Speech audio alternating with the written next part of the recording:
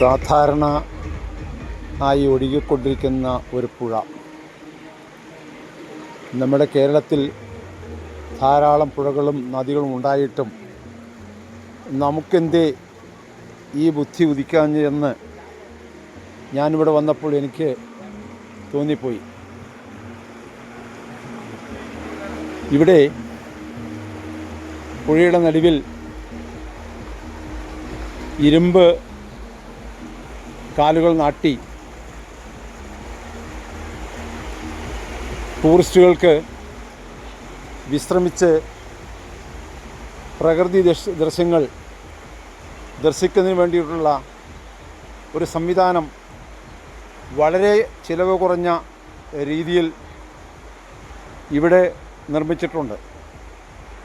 എൻ്റെ പ്രേക്ഷകർക്ക് കാണാം, ഒരു വെള്ളത്തിൻ്റെ മീതെ ചിലവ് കുറഞ്ഞ ഈ രീതിയിൽ ഇത് നിർമ്മിച്ചിരിക്കുമ്പോൾ അനേക ടൂറിസ്റ്റുകളെ ഇതിലേക്ക് ആകർഷിക്കുന്നു.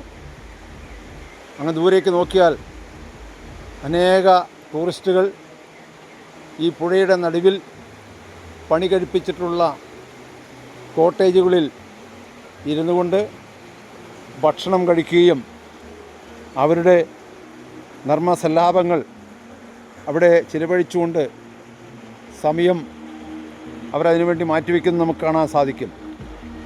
വെള്ളത്തിൻ്റെ കളകള ശബ്ദവും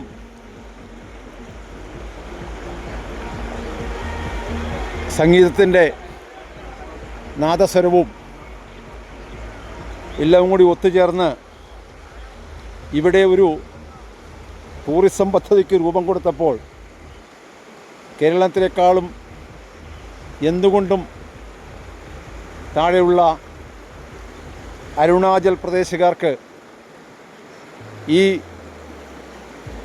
വരുമാനം കണ്ടെത്താനുള്ള ഇവരുടെ ഈ ബുദ്ധി നമുക്ക് മലയാളികൾക്ക് ഇല്ലാതെ പോയല്ലോ എന്ന് ഞാൻ ഈ സമയത്ത് ഓർത്തു പോവുകയാണ്. സുഹൃത്തുക്കളെ, നമുക്കും ഇതുപോലുള്ള പദ്ധതികൾ കേരളത്തിൽ കൊണ്ടുവന്നാൽ നമുക്ക് വലിയൊരു ടൂറിസ്റ്റ് കേന്ദ്രമാക്കി കേരളത്തെ മാറ്റാനും അനേക ടൂറിസ്റ്റുകളെ ഇതിലേക്ക് ആകർഷിക്കാനും സാധിക്കും. നിങ്ങൾക്ക് കാണാനായിട്ട് സാധിക്കും, ടിയാൻ ടോ ക്യാമ്പ് സൈറ്റിലാണ് ഇപ്പോൾ ഞാനിവിടെ നിൽക്കുന്നത്. ഈ ക്യാമ്പ് സൈറ്റിൽ നിന്നുകൊണ്ട് എൻ്റെ പ്രേക്ഷകർക്ക് വേണ്ടി ഞാനിത് പ്രക്ഷേപണം ചെയ്യുമ്പോൾ എനിക്ക് പറയാനുള്ളത്, നമ്മുടെ കേരളത്തിലും ഒഴുകുന്ന നദികളിൽ അല്ലെങ്കിൽ മറ്റുള്ള ടൂറിസ്റ്റുകളെ ആകർഷിക്കത്തക്ക സംവിധാനങ്ങൾ കണ്ടെത്തി വിദേശ നാണ്യങ്ങൾ നേടിയെടുക്കുന്നതിനും വിദേശികളെ ആകർഷിക്കുന്നതിനും ഇത് സാധിക്കും.